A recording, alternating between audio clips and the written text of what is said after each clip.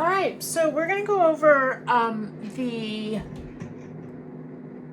first part of your value project that you're going to be working on. So you're doing a 2-page spread just like you did with line or with shape or with any of the other ones that we have done.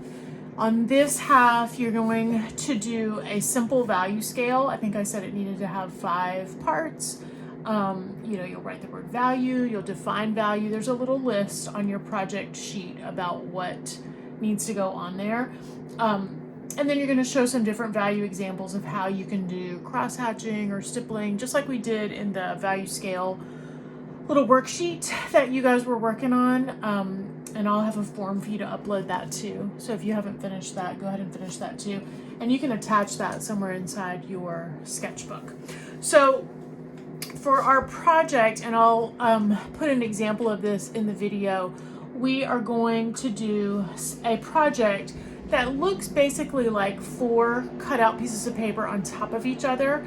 And the point is to practice your shading abilities, your value changes that you can do with a pencil to make something look like it has depth. And value is probably one of the most important things that make a drawing look alive. So value shading is super important. And I apologize for the shadows that are here today. I changed out this table, and even though I love the new table, I don't have the right lighting for it right now. So I'll fix that soon.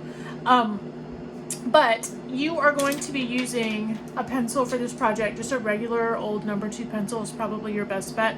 If you want to use a charcoal pencil, you can. Some of you have those in your bag. And the first thing that you are going to do, and I already did this, I don't know if you can see it on mine, so I'm going to make it a little darker, is you're going to do some freeform shapes across your paper. And they're going to kind of fit into each other a little bit, like puzzle pieces, or like a giraffe would fit into the shapes of another one. So in other words, not just ovals or circles, but just kind of irregular freeform shapes. And you're going to leave kind of a little path almost in between them. And we're not going to try and do the whole thing in one day because it gets a little bit confusing, but a little bit, because it starts to mess with your brain a little bit because you've got so many different layers that you're shading. So we're going to take it slow. We're going to do 2 in this video, and then I'll show you the rest tomorrow. And you can look at the example too, and if you're ready to move on, you can. So once you get this done, and you guys don't outline yours as much as I just outlined mine, but once you get that done, you're going to do a little drop shadow, probably about a 1/2 inch in, on all of these surfaces. Now you can just shade it straight up like this, or you could, control it and do some crosshatch or just some hatch lines. It's up to you. But this is going to be a slow process. You can use your blending stump if you want to. If you want to just practice controlling your pencil, you can do that as well. But you're going to have to add the layers slowly. And you'll go, excuse me, you'll go all the way around for each little section doing a drop shadow. And I'm gonna change right now to stop action so you guys don't have to spend an hour watching me do this. Not really an hour, but you do want to take your time on it because you want it to be nice and smooth and steady and look like you didn't do it in 30 seconds, okay? So I'm going to switch to the stop action, and then I'll show you what our next step is.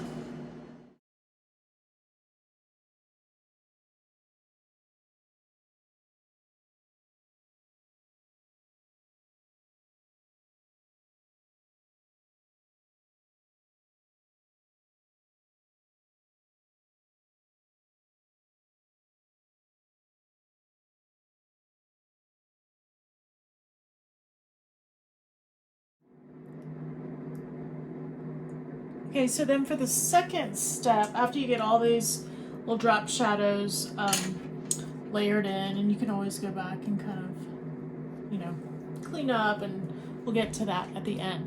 The second step is you're going to make some shapes inside of here that are connected between all of your other shapes, because remember, it's like 4 pieces of paper cut out at the same time laying on top of each other. So I'm gonna draw in a shape, and I'm gonna pretend as though that shape extends into this next one. So like this shape up here, as I start to come around, I'm just gonna bring it down and finish it out inside the next little section. So in other words, it's not just random by itself shapes, it's shapes that kind of overlap into each other, if that makes sense. So this one will come up, it'll come over the top, and this is all part of one shape. So this one, I'm just going to pretend to draw, that's going to be covered up.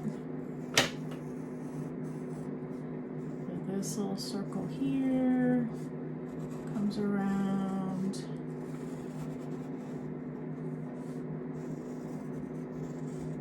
And now you're going to do the same process where you're going to put a drop shadow on the inside of here, but this layer is a little bit darker. So the shadow is going to be a little bit darker as you go to the inside of each of these shapes.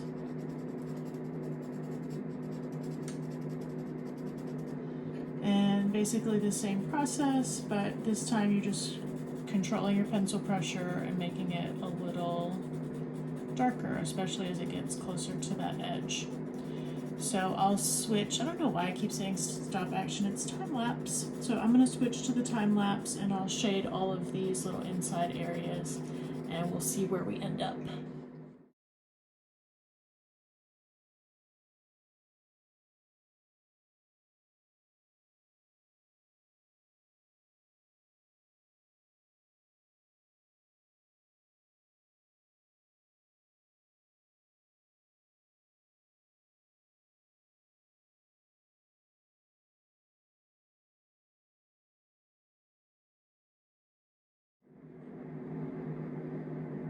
Okay, so we have our 2 layers started, and we'll go back as we add the next 2 layers and kind of clean up edges and kind of get it all straight. But you can start to kind of see where it's starting to layer up as we change the values on each layer. It's gonna start to have some depth to it, and by the time we finish, it'll look like 4 distinct layers.